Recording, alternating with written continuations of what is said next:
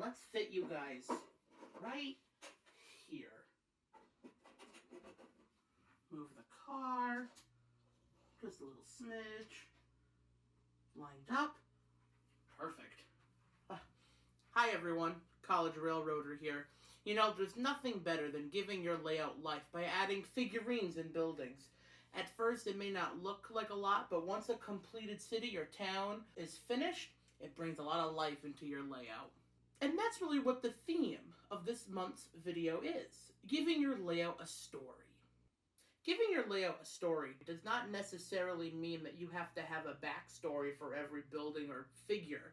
Rather, it's about having each building contain a purpose for the people living in the town and for the railway. You want your layout to blend and look as authentic as possible. And so the tip for this month, in terms of giving your layout a story, is by establishing a time period for your layout and by having buildings that reciprocate your freight and passenger cars. The best way to get buildings to blend together is by having buildings that are all from the same time period. The benefit with time eras in model railroading is that you always have a window of around 25 years to work with.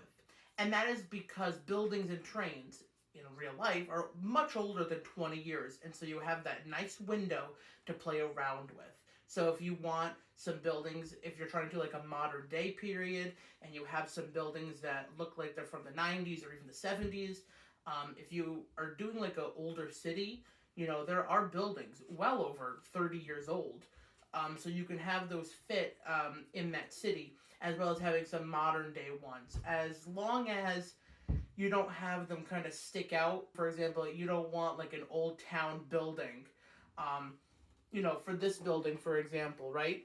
This kind of old-fashioned building. You don't want that to be right next to a big skyscraper or like a big flashy building that has like all windows. They don't really fit well together. And I know in real life, certain cities are able to pull off that kind of look when it comes to it.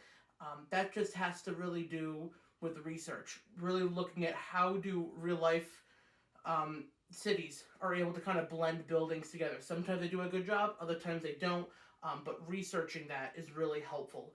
Now, this tip also plays with your trains, besides buildings. For example, if you have a big new city and you have an old locomotive pulling coal cars, it's going to stick out. It does not look accurate at all.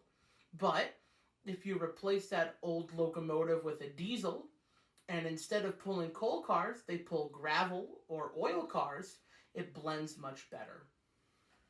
And so the main takeaway on this part is to really do research, like I said before, about where your town takes place, both geographically and time period-wise.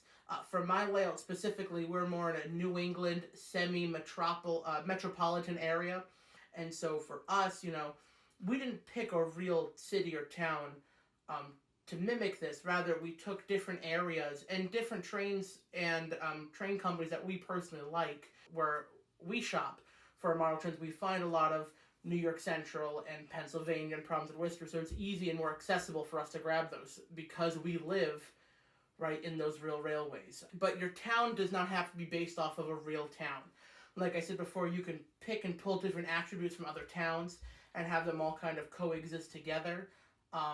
But like I said before, you really have to do your research. But yeah, so just having those different ideas and knowing what you want in terms of what buildings you know will fit better and how you'll be able to blend them is a really good thing to do. Now, having a story for your layout also means that the buildings you have should also reciprocate what types of buildings that would normally be used for the railway. For example, if you have a lot of oil tank cars, maybe you should look into getting a little oil refinery, having that purpose of why would the trains be carrying oil cars, for example, if there was no purpose for them in the town. That's kind of what you have to think about. For example, I have a long train of cars right over here. They're all refrigeration cars. So what I want to kind of invest and start looking for is I have a little building that's kind of like a freight depot. That's what I've kind of looked into. I know it's really more of a station, but I want to kind of build like a nice platform for it or kind of fix it up. But I also want to get like a supermarket. Why else would they be bringing refrigeration cars full of food or whatever cold items if it wasn't going to be used in this town. And with just those examples alone, there's now a story as to why those buildings are in the town and why are those cars being pulled by the trains that are also in your town. And having that reciprocation between railway and buildings, it will definitely make your layout look more authentic, and it'll also kind of give your layout new life as how everything blends together like the real world.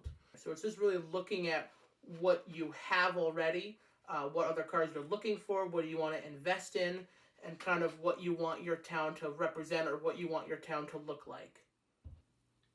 And just like that, you're on the right track. I'll see you real soon when we come back. Thank you so much for watching the College Railroader today. Be sure to look out for more videos coming soon. Take care, folks.